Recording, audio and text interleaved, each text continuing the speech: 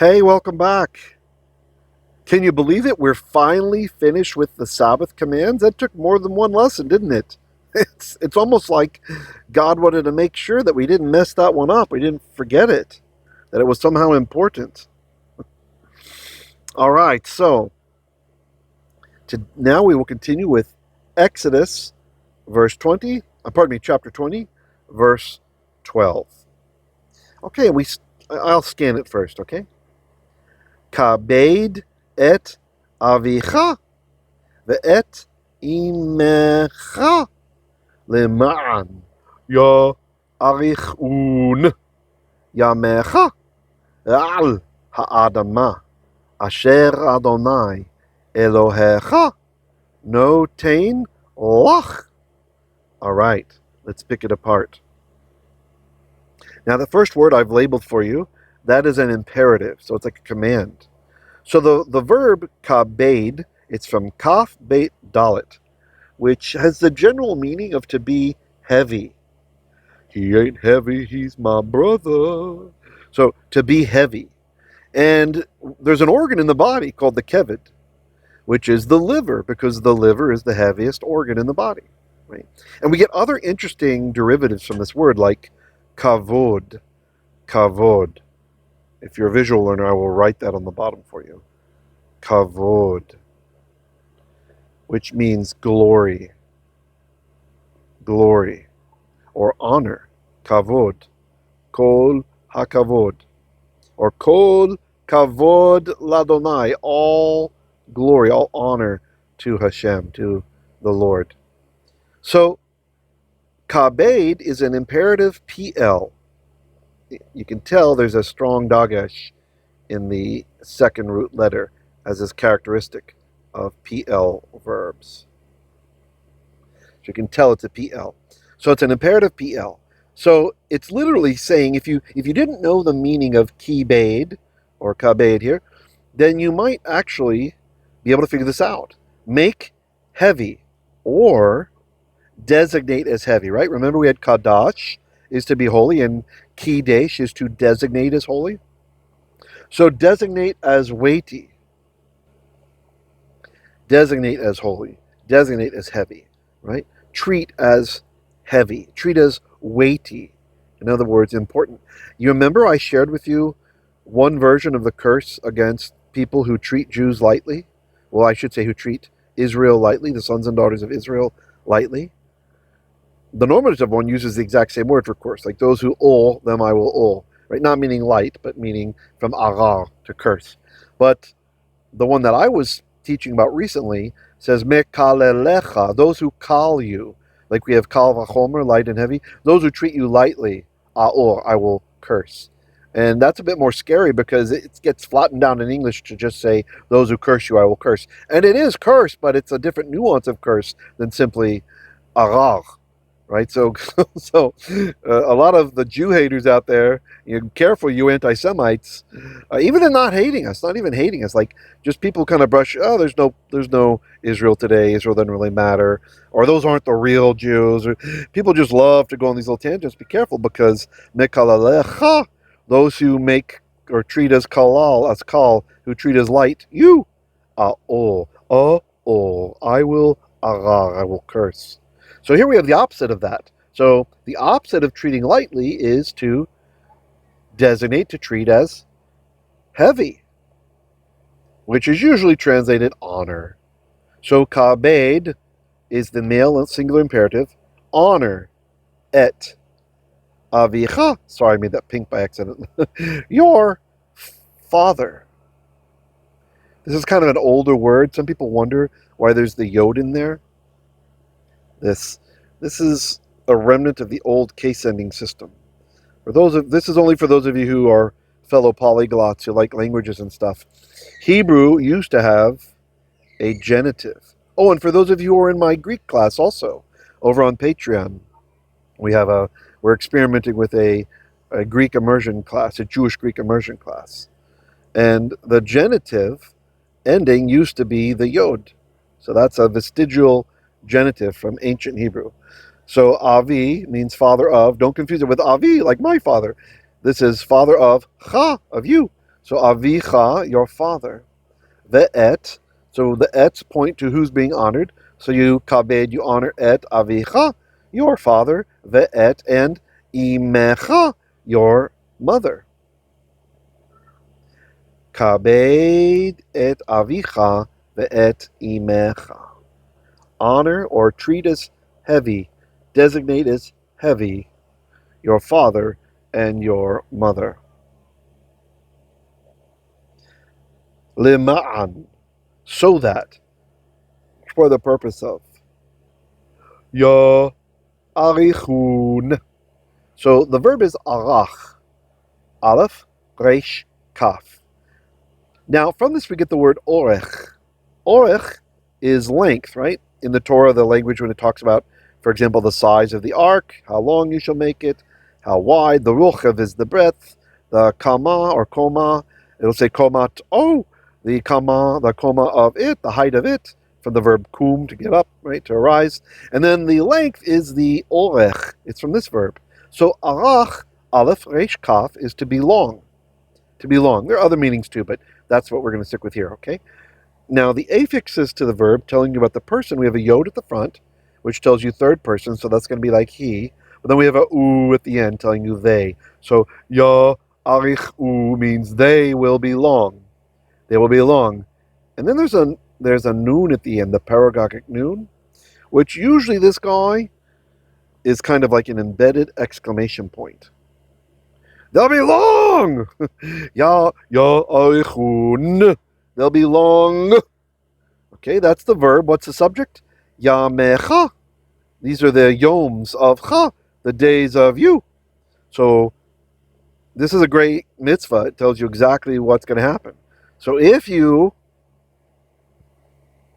kabeid, designate as weighty, if you honor et avikha, your father, the et imekha, and your mother, your em, lema'an, so that yarikhun, yamekha, will be lengthy your days, upon hadamah, the earth. Asher, which, yod-he, waw-he, Hashem Eloheikha, the God of cha, your God, notein, will give lakh, to you. Wow, what a great verse. All right, I'll read through it again. Please do your best to translate. Kabeid, piel imperative, et avikha, ve'et imekha. Why? Lima'an, yarikhun, yamekha, al hadamah, Asher Adonai Eloheikha, notein, lakh. Did you get it? You do all right? I didn't assist you there. I think you probably did all right. I'll read it through one time normally now. Kabeid et avikha ve'et imekha, lema'an yarikhun yamekha, al hadamah, Asher Adonai Eloheikha, notein lakh. All right, let's keep going. Verse 13 gets super easy with the commandments. Not like Sabbath, are they? These are some ones that you can derive even without the Torah. Verse 13 says, Lo, it means not, tirtzach, you shall ratzach, resh, tzadi, chet. Now, what this means is, you shall not do an unsanctioned killing, right? Literally, you shall not murder. Bibles which translate you shall not kill, or thou shalt not kill, as the King James does, that is a false translation. False translation. And from that you get people who think that it's not okay to be a soldier in war, for example. You can kill, but you cannot murder, right? You cannot do a killing which Hashem does not allow, right? Lo tirtzach, thou shalt not murder, is a good translation of that. Then we have a samich, which is just telling us there's some white space traditionally in the scroll. Next command, Lo, not tinaf. Tinaf. Nun, aleph, pei. Not, you shall do, na'af, or ne'ufa is the noun. You shall not do adultery. You shall not do adultery. Now this one is a sticky subject. Adultery is defined in terms of the marital status of the woman, right? So for example, if a woman is married, so in Hebrew she has a ba'al, she has an owner, and a man sleeps with her who is not her husband, they have both committed adultery. They both committed adultery. Menufa or neufa. In modern, ne'uf. So maybe we'll just leave it at that. That's good enough. Now, if a man sleeps with a woman who's not his wife, that's something else. If she's not married, it's something else. Still not good. Still not good. Right? Still sinful, but it's not adultery. Okay, next. Lo, not tignov. Not tignov. Lo, tignov. Not you shall ganav. Gimel, nun, beit. That's steal. You shall not steal. Again, you can see a lot of these are, many societies can figure them out, right? But that Sabbath one, that one was the one that's tricky. Okay, next. Lo, not to ra'nei. Not, you shall ra'nei. You shall give an answer.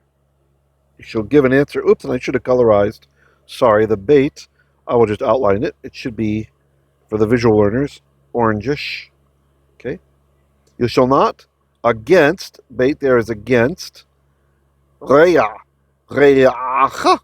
reish, which is fellow, oftentimes translated neighbor, but I don't like that, because people may misunderstand to think that it's only someone who lives next to you, right? So, the rei'ekha, against neighbor of you. So, lo, not, to, ra'nei, you shall not answer the rei'ekha, against your neighbor. Ya'id. Ya'id, ayin dalet, means testimony. Testimony. Shaker. Shin, kuf, resh. Shaker. This is falseness. Falseness, like a lie from sheker. It's the same root that in the Quran Allah brags about himself as being the best of the shakers, the best of the deceivers, of the liars, basically. So, but here we have a command saying, don't do that. So some interpret this not to lie. That's not what it means. I think Roman Catholics interpret this as saying that lying in and of itself is a sin, but that is not what this says here. Although lying is not good, that's not one of the Ten Commandments. It's important to identify what the Ten Commandments are, because violating one of the Ten Commandments is a pesha. It's a special kind of crime, like the most serious kind of, one of the most serious categories of offenses in the Torah, right? So it's important not to obfuscate and elevate other sins to the level of a violation of one of the Ten Commandments when they should not be. So, lo to ra'nei, not you shall answer, the rei'ekha, against your neighbor or fellow, eid, with testimony of shaker, of false testimony, right? And that's actually a construct here, testimony of shaker. Okay. Now I'm not going to repeat these because I just want to squeeze in one more, and then we'll be done with the Ten Commandments. And verse 14 is kind of long, isn't it? Let's get her done. Verse 14. Lo tachmod da beit rei'ekha. Lo tachmod da eshet rei'ekha. Ve'avdo. Ve'amato. Ve'shor'o. Ve'chamor'o. Ve'chol asher rei'ekha. All right. Lo, not tachmod. You shall chamad. Chet mem dalet. So this is often translated as covet. What it means in Hebrew is to want something, thinking that you deserve it and the other person doesn't deserve it. Okay? And the rabbis understood from this that this is why having an evil eye is a bad thing. As the master says, if your eye is full of evil, then your whole body is evil, right? So don't you desire something thinking you should have it and they don't deserve it. What? The beit the house of your fellow. Lo, not tachmod, desire thinking you should have it and he doesn't deserve it. The rei'ekha, the woman of your fellow, so his wife. Ve, or the avdo, his avid, his male servant. Right? How come that guy's got that good male worker? He doesn't deserve it.